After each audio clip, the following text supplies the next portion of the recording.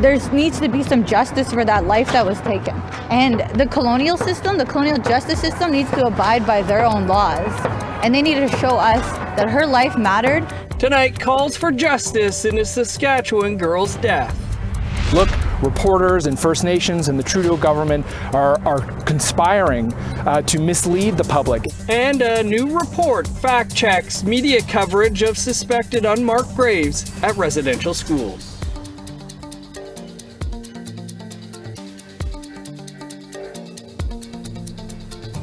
Good evening, I'm Dennis Ward. Welcome to APTN National News.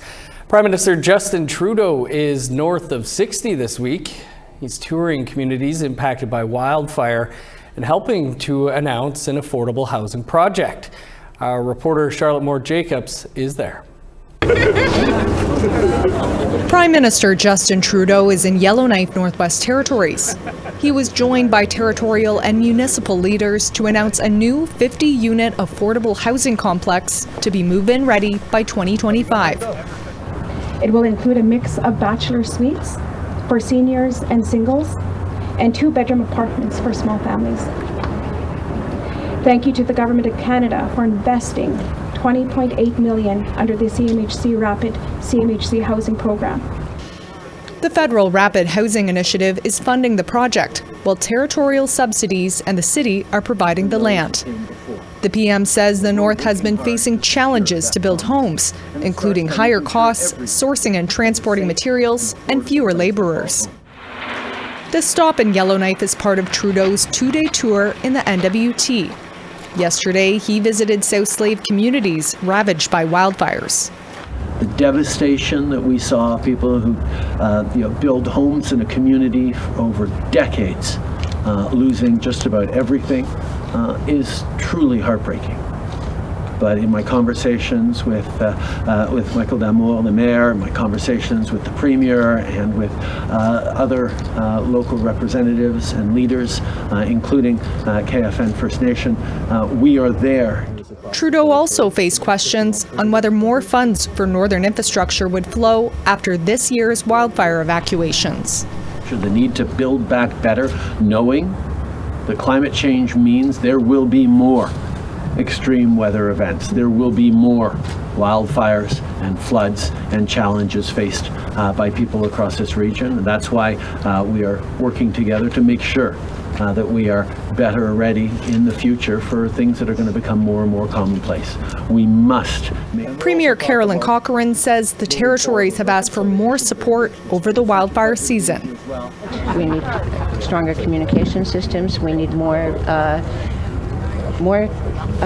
transportation out, more highways. I've never seen in my time in politics a highway getting built in one season. So I think, yes, that there is going to be more crises faced before we get the necessary infrastructure. But that doesn't stop us from starting. Charlotte Moore-Jacobs, APTN National News, Yellowknife. To Saskatchewan now, where the trial of a woman accused of causing the death of a 9-year-old girl began this week in Saskatoon. The Federation of Sovereign Indigenous Nations came out in support of the girl's family today. Bailey Maurice was crossing the street with her scooter at a crosswalk when she was struck by a truck the morning of September 9th, 2021. The driver, 28-year-old Taylor Kennedy, is in a Saskatoon court facing an impaired driving causing death charge after she admitted to consuming cannabis and other substances 24 hours prior to the accident. None of the allegations have been proven. A gathering was held this morning at the provincial courthouse where 3rd Vice Chief of the FSIN, Ali Bear, spoke to the crowd.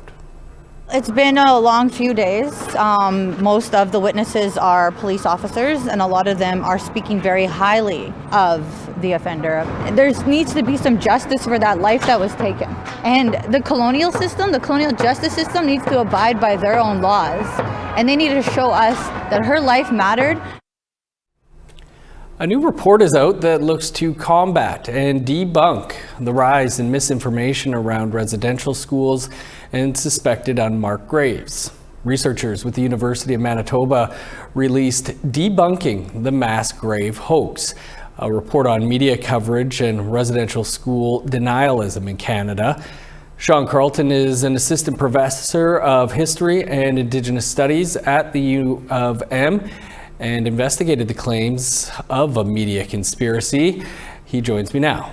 Sean, thanks for being with us and for your work on this report. Can you tell us why you needed to do a study looking into the media coverage of unmarked graves? Yeah, I think we've seen a rise in residential school denialism in the past few years. And it's not that people are denying that residential schools existed, but rather trying to twist or manipulate basic facts about residential schooling to try and undermine or shake public confidence in truth and reconciliation, undermine confidence in survivor testimony and truth-telling. And as a non-Indigenous person, as a settler, but as someone who has a residential school survivor in my family, I felt like I had a responsibility to counter some of this misinformation and disinformation to clear the path for truth and reconciliation. What do you think are some of the most important findings and takeaways? Well, again, we've seen in the last couple of years since the Kamloops announcement, a number of people that are saying that what First Nations are identifying is a hoax.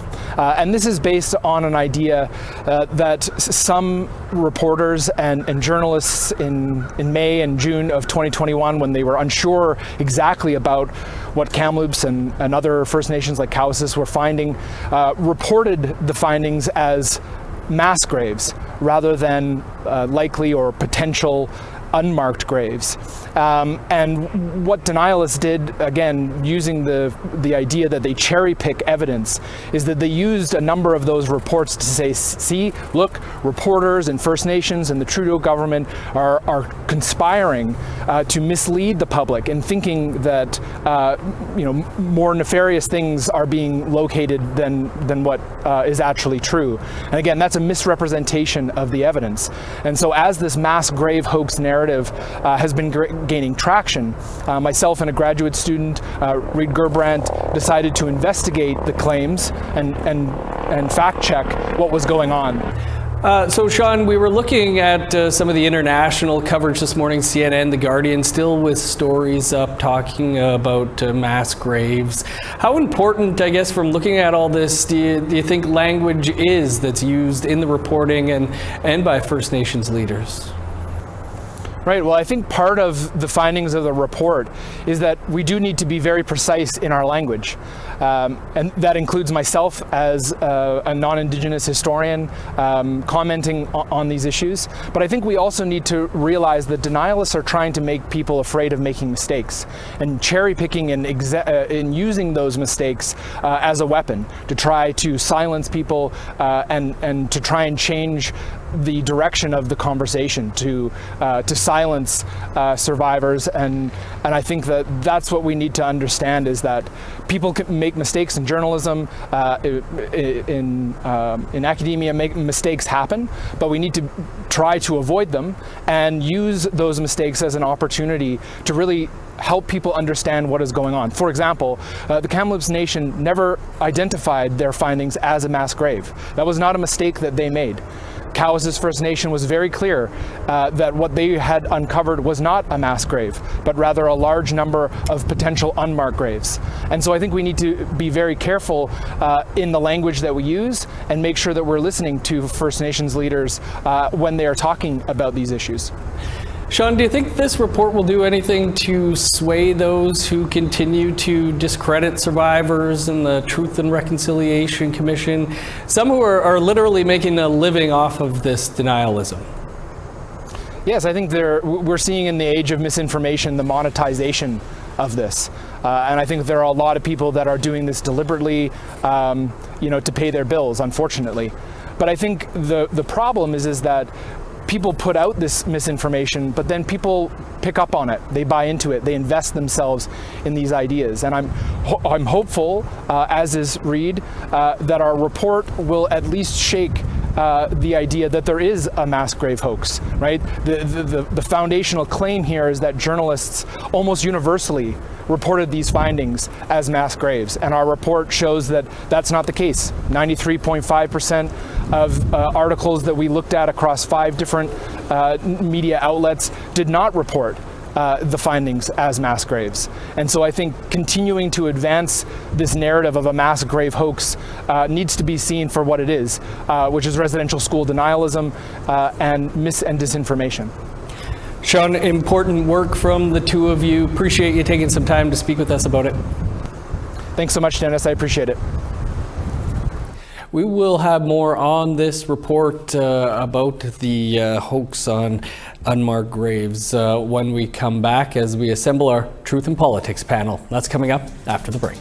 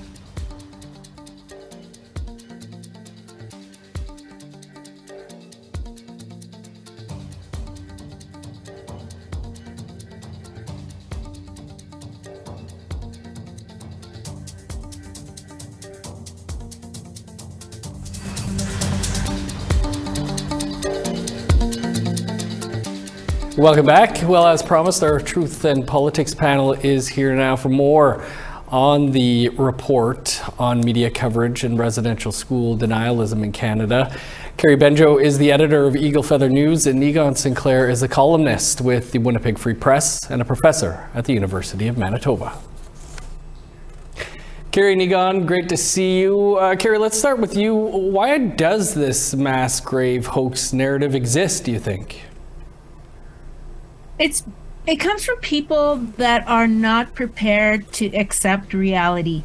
They are so set on their belief system. They can't believe that the church, the federal government, that these things existed, and their parents, their grandparents were alive when all this was transpiring. And so to question that with these mass graves hoax that they're saying. The simple fact is there are unmarked graves at these residential schools. That's a fact that we've known for generations. And people just cannot grasp that this happened in Canada, and they're going to do everything that they can to shift the blame onto Indigenous people and victim blame, because they don't want to accept the truth. And that's basically where it comes from. Niigaan, what do you think this says about the media's coverage of the discovery of possible unmarked graves? I mean, in some ways, that's how it was conveyed by leadership at first, too. Language is a pretty big thing around all this. Yeah, I mean, the real challenge is just the term mass graves and the fact that media picked up on some of those perhaps slips of leadership that maybe wanted to make this issue a really important one. And so we're using very strong language. What the researchers Reid Gerbrandt and Sean Carlton is a colleague of mine, just for disclosure, at the University of Manitoba. What they were pointing out was that media has to be very, very careful when we talk about such sensitive issues, especially involving that kind of historical ignorance that Carrie's talking about, because what will happen is that certain hysterical, high-profile people in certain newspapers and news channels that bend in a particular way politically will pick on one or two mistakes that are made, and then to make the entire argument or the entire point, the entire fact, as it were, of graves at residential school sites and say, oh, it's a hoax, oh, it's made up, oh, it's overblown, it's not really that bad. And then what happens is everyday Canadians oftentimes are only being exposed to one particular news source, maybe a news source that they're more used to or that they like more. And then what happens is that lie, that's mistake turns into a lie, which then becomes a national movement. And then what you're seeing, particularly with residential school denialism, is some Canadians who just frankly should know better and should read a little bit more, legitimate news sources, are picking up on some of these individuals who are completely hysterical and blowing things completely out of proportion because of one simple either mistake, or maybe they're even bastardizing that mistake. Carrie, what does it say to you that there are still, national mainstream media outlets that give, space to articles on this mass grave conspiracy? I think that just comes with journalism. We try to stay neutral, and so we try to present both sides. And to totally deny somebody an opportunity to speak is a form of censorship. And so I understand why these stories happen, but at the same time, people on the other side have every opportunity to dispute those claims. And I think that when something like this runs, they should have an alternate argument. They shouldn't just run one side that's, saying all these things that, this is a hoax. They should have somebody else on the other side giving a clear argument as to, disputing all those claims. And so allowing the audience, the viewers, the readership to make a educated opinion. If they choose to be ignorant and, follow these unsubstantiated claims from somebody who really doesn't know anything, then that's on them. But I think as journalists, we should always strive to give both sides, and this should go for all media outlets everywhere. Niigaan, aside from some anonymous Twitter trolls and a handful of others, how widespread do you think this denialism is, and should we be worried about it? Well, the problem is that conspiracy theories are espoused as truth regularly in places like Parliament. It's not just simply about one newspaper or one news channel. The conspiracy theories then grow and become part of political platforms. And the problem is then we only have so many political parties. But when one of the major ones starts espousing conspiracy theories, then a large segment of Canadians start to believe it. I mean, it's exactly what Carrie's talking about here. Oftentimes the other side of talking about anything Indigenous peoples are talking about, what are we often talking about as leaders, as community people? We're talking about what is it like to be a human being living in a country where our children were taken away and they never came home. Where did they end up? Well, they ended up in these unmarked graves. But the other side of that story is we don't believe survivors. Survivors lie. Residential schools are really good. And so the other side is quite irrational and unreasonable and doesn't have a lot of nuance. And so what ends up happening is that the other side often tends to be very favorable to a very political dynamic that is completely irrational and doesn't listen to logical reporting or legitimate news sources that do their research, that ask certain questions. And, in this case, media should ask the question, why do people use terms like mass graves when we're talking about a very emotional issue, and then just poke in. And what you'll find is that really, this is issue around communities looking for their children. And then, as the report points out, anyone who purports to be a truth teller, to be the only side of the truth, is exactly someone who is probably not telling the truth. And that's what I think residential school denialists are particularly positing themselves as some sort of truth, and the fact is that they're often denying that truth. Carrie and Egon, we'll have to leave it there. Appreciate you both joining us. Yeah, Miigwech, thanks. A new episode of Nation to Nation is coming up right after the news. Annette will give us a preview after the break.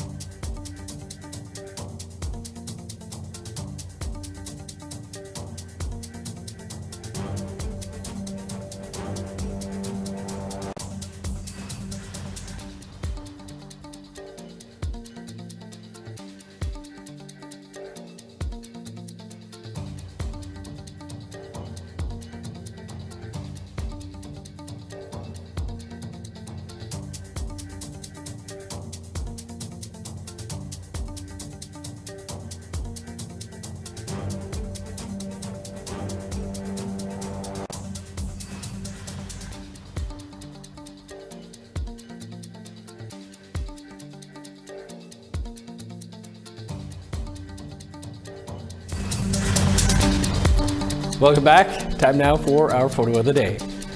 And how's this for a stunning sunset? Patricia Martin could not help but photograph this while hiking through Greenwich Nation Park in Prince Edward Island.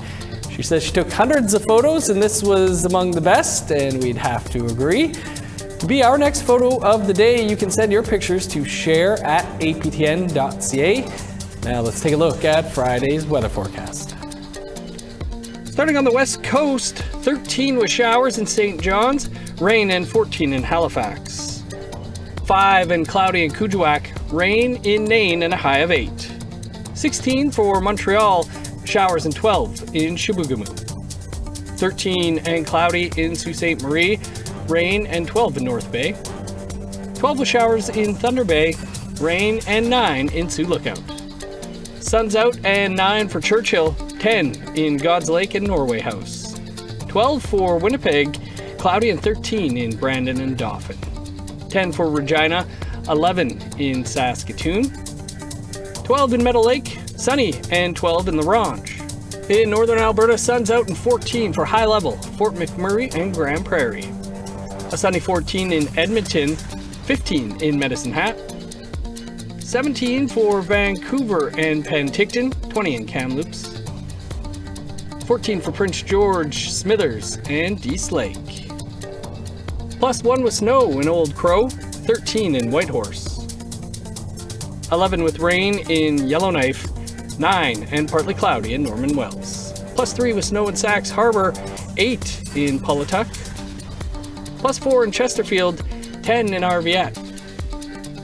-11 with snow in Resolute, 8 below in Arctic Bay. APTN Investigates returns tomorrow night with an all-new episode in the final of a two-part series. Journalist Kenneth Jackson continues his investigation into the mysteries surrounding the deaths of 2 Mohawk fishermen in 2015. Here's a preview of Secrets of the Bay, Part 2.